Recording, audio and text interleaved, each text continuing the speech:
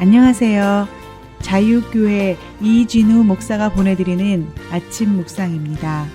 오늘도 예수 그리스도의 향기를 내는 복된 하루가 되시길 바랍니다.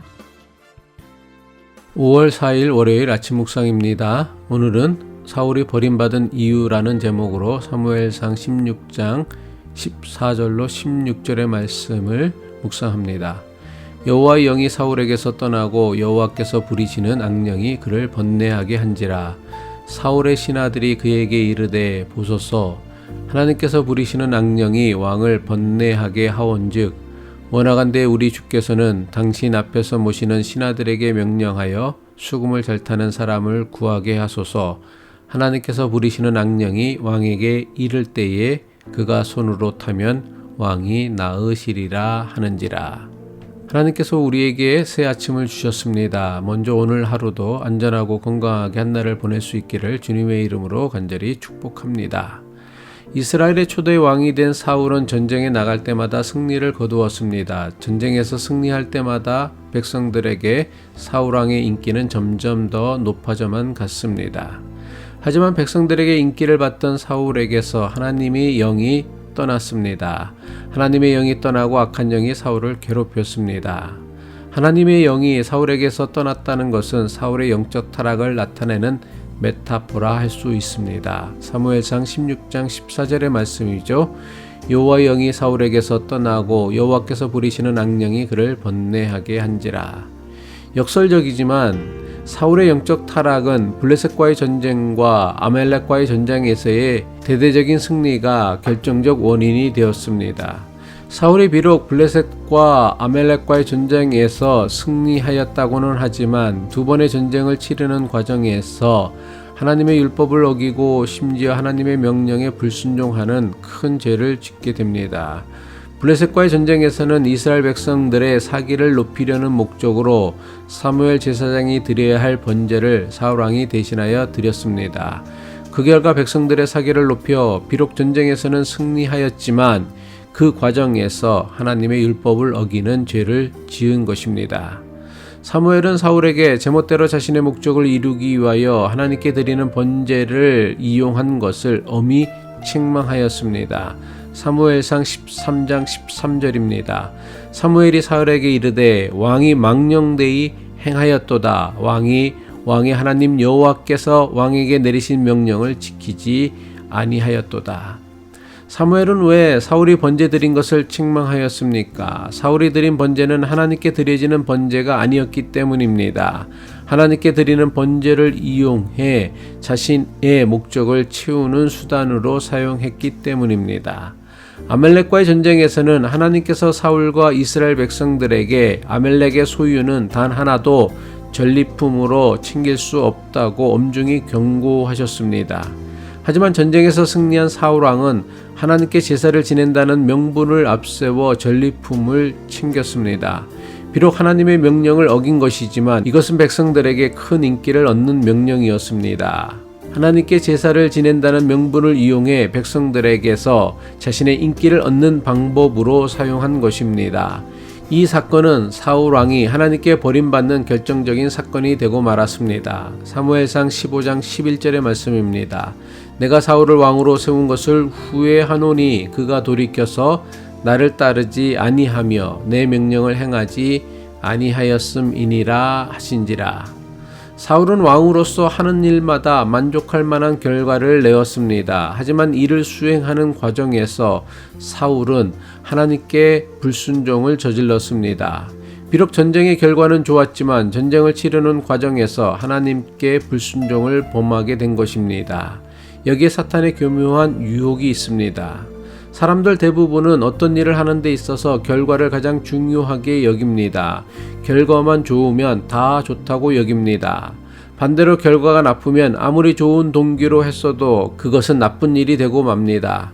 물론 결과를 무시할 수도 없고 무시해서도 안 됩니다. 하지만 결과만 가지고 모든 것을 판단하려고 하는 것은 우리가 흔하게 범하는 매우 중요한 실수 가운데 하나입니다. 결과에만 집착하게 되면 일하는 과정에서 누려야 하는 기쁨이나 보람은 모두 사라지고 남는 것은 오로지 원하는 결과를 얻으려는 조바심만이 우리를 불안하게 만듭니다.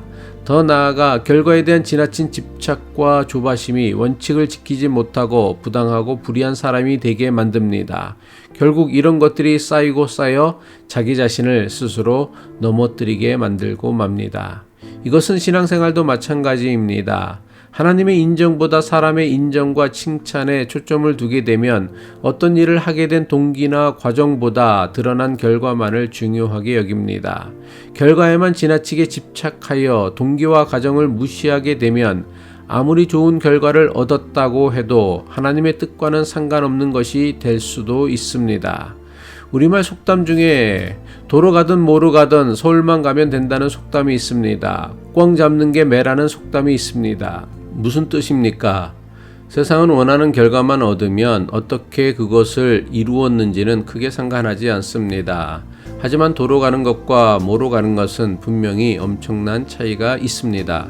수단 방법을 가리지 않고 결과에만 집착하는 것은 전혀 하나님의 뜻과 맞지 않는 생각입니다. 결과만 좋으면 그 동기나 과정은 어떻게 해도 좋다는 생각은 철저하게 인간적인 생각입니다. 결과에 집착하는 생각은 결코 신앙적이지 않습니다. 왜냐하면 세상은 일에 있어 결과로만 그 사람의 일을 평가하려고 합니다. 하지만 하나님은 결코 일의 결과만을 가지고 우리를 판단하시는 분이 아니기 때문입니다. 세상에는 열심히 했어도 최선을 다했어도 실패로 끝나는 일이 너무나 많이 있습니다. 그 일을 시작한 동기가 옳았고 그 일을 진행하는 과정도 정직했지만 결과는 실패로 끝나는 일들이 우리에게는 너무나 많습니다.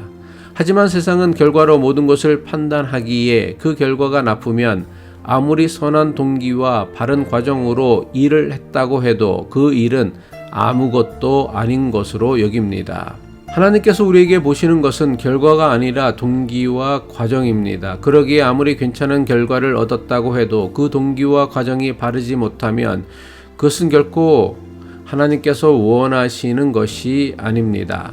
반대로 아무리 결과가 나쁘다고 해도 동기와 과정이 선하고 바르면 하나님께서는 이것을 매우 중요하게 여기십니다. 이것을 믿는 것이 하나님을 믿는 믿음입니다. 사울은 자신에게 맡겨진 왕이라는 일을 잘하려고 노력했습니다. 하지만 사울은 왕이라는 자신의 권력을 지키고 백성들에게 더 많은 인기를 얻기 위해 자신이 원하고 백성들이 원하는 결과에만 관심을 가졌습니다. 물론 눈에 보이는 결과는 그가 원했던 대로 좋았습니다. 하지만 그 과정에서 제사를 함부로 이용하고 심지어 하나님의 말씀까지 불순종했습니다. 그리고 이것은 사울이 하나님으로부터 버림받게 되는 결정적인 원인이 되고 말았습니다. 이것은 우리도 크게 다르지 않습니다. 이것은 오늘날 교회도 크게 다르지 않습니다. 신앙이란 사람들에게 그럴듯한 결과를 보여주는 것이 목적이 아닙니다. 어떻게 살아야 하는 삶의 과정, 어떻게 믿으며 살아야 하는 삶의 태도를 세상에 보여주는 것입니다. 기도드리겠습니다. 우리 인생을 창조하시고 우리가 그 인생을 누리며 살기를 원하시는 하나님, 오늘도 하나님의 인도하심을 따라 살아가는 하루가 되게 하옵소서. 내가 바라고 원하는 결과를 얻으려는 욕심 때문에 그 일을 맡기신 하나님의 뜻을 잃어버리지 않게 하옵소서. 사람에게 인정받고 자랑할 만한 인생의 결과보다는 매일같이 주님과 동행하며 살아가는 존귀하고 아름다운 삶이 되기를 예수 그리스도의 이름으로 기도드립니다.